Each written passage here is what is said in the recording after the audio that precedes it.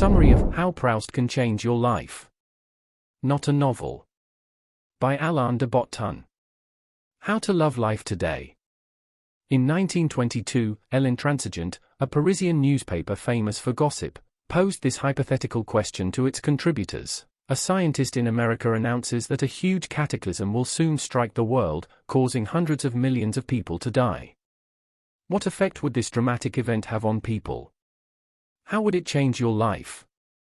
Berthe Bovy, a well-known actress, replied that men would suddenly do whatever they wanted since their actions would no longer carry any extended consequences. Madame Fryer, a popular Parisian psychic, predicted that people would try to capitalize quickly on as many earthly pleasures as possible. The writer Henri Robert stated that he would spend his last few hours playing golf, tennis and bridge. Marcel Proust, the famous French novelist, responded that people would suddenly do all the things they had been too lazy to do previously, such as visiting the Louvre, going to India and throwing ourselves at the feet of Miss X. Oddly, Proust himself seldom went to the Louvre, showed no special interest in traveling to India, or even in getting out of bed, and preferred a nice cold beer to lovemaking, and men to misses. He died on November 18, 1922, at age 51, struck down by fever and lung complications. Ironically, at the time, he was writing a book, In Search of Lost Time, also translated as Remembrance of Things Past, which has to do with using time wisely and appreciating life. How to read for yourself. Books have the magical ability to transport you instantaneously to other worlds, where you can become fully immersed until something interrupts you or you purposely put the book down, the spell broken. Like painting and other art forms, books also can make you more sensitive to the rich tapestry of life. Proust once commented that the elderly gentleman depicted by Domenico Ghirlandaio, a Renaissance painter, in his Old Man and Boy looked remarkably like one of Proust's contemporaries, the Marquis de Lau, a Parisian social lion. Indeed, there was a marked similarity. Proust believed that there are only a few human types. Thus, painting and literature routinely present you with a cast of characters you quickly recognize because of their close resemblance to people you know. This might be called the Marquis de Lau phenomenon. It makes the exotic familiar and, thus, understandable.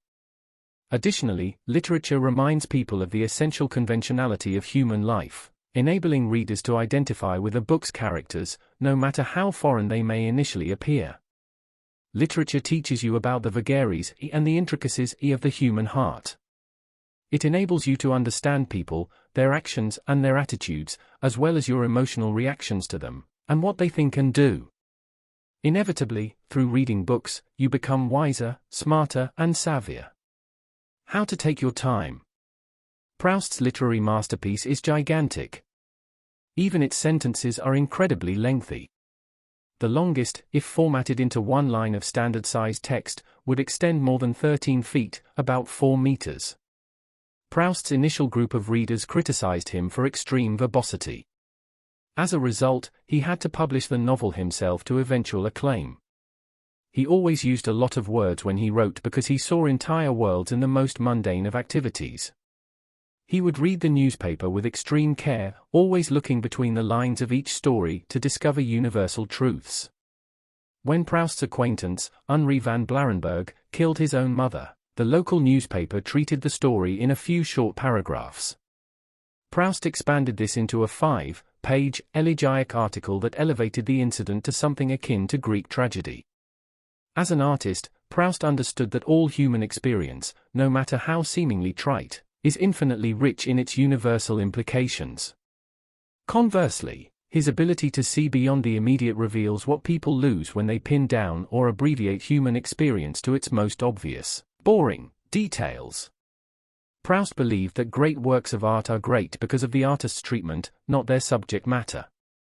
For him, there could be as much significance in an advertisement for toilet soap as in Blaise Pascal's immortal Pensies, but this significance is only apparent if you take time to look for it. Spend the time you need to understand your experiences.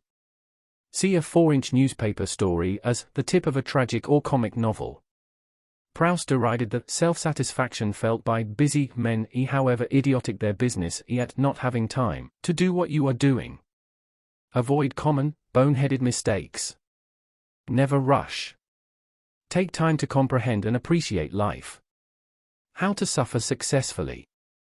Proust believed people learn about life only through trouble, suffering, and distress. He would have known. Proust lived a life of misery, turmoil, and immense suffering, both physical and mental. I have little happiness, he wrote at age 30. He was always frail and ill. His mother, Jean Clemence Weil, dear little Marmon, babied him well into adulthood, which didn't do him any good. He was a frustrated, unhappy homosexual when homosexuality was forbidden. A severe asthmatic, Proust seldom ventured out of his room, where he kept his windows tightly sealed. He suffered from digestive problems as well as aches and pains, coughed incessantly, always felt cold, usually felt dizzy, and had terrible eyesight and remarkably sensitive skin. A normal wash required 20 towels. For these and similar reasons, Proust spent most of his time in bed, his beloved refuge from a vexatious, ornery world. Was Proust a hypochondriac? Who knows? What feels like a small scratch to one person may feel like a saber cut to another. Nothing escaped the remarkably sensitive Proust. He was acutely, even painfully, aware of everything around him. Perhaps he was on to something. Many great intellectuals and artists lived miserable lives. Wisdom often comes at a steep price: physical and psychological pain, betrayals, social gaffes, and a penurious, troubled existence. Maybe that is how you earn your stripes. How to express your emotions. Is adopting a traditional approach to speaking and writing the ideal? Or is true originality better? In the early 20th century, French writer Louis Gandarax championed the first choice. A self-proclaimed defender of the French language, Gandarax believed strongly in precedent. He became enraged at grammatical errors or outlandish words. Proust, the patron of unfettered expression, disagreed. He loved extraordinary words. So did his cherished mother, who referred to her son as mon petit Nigaud, my little oaf, or mon petit Binet, my little clod. Proust found conventional language boring and bourgeois.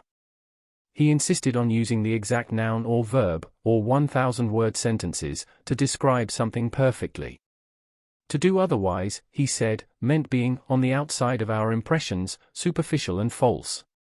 Proust became annoyed at people who spoke in clichés or used the latest chic expressions. He believed his trite-talking friends were flattening themselves to fit a prescribed social envelope. Proust saw life as a complex, exotic mystery. Thus, when you describe some aspect of your life as nice, such poverty of expression indicates a failing to understand life. Every writer is obliged to create his own language, said Proust. For him, life was not a mundane cliché. Nor should it be for you. How to be a good friend.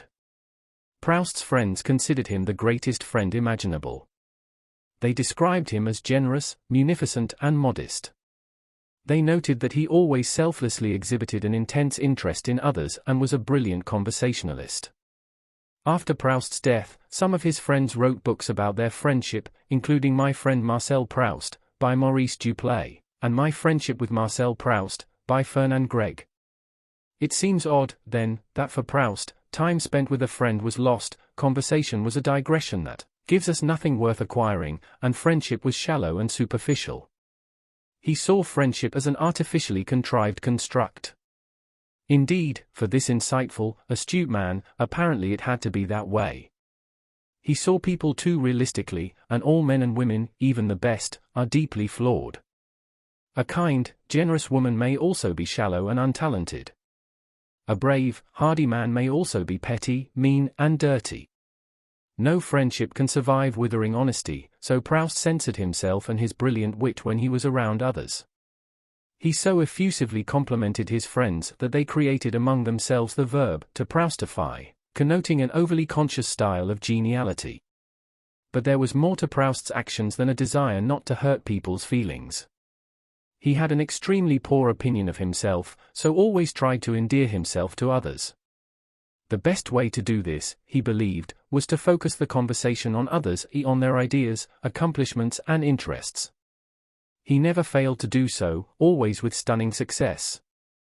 Honored this way, Proust's friends loved him with abandon, despite his own views on friendship. He always worked hard to make himself the greatest of all possible friends, not a bad strategy. How to open your eyes? What accounts for a lack of appreciation of beauty?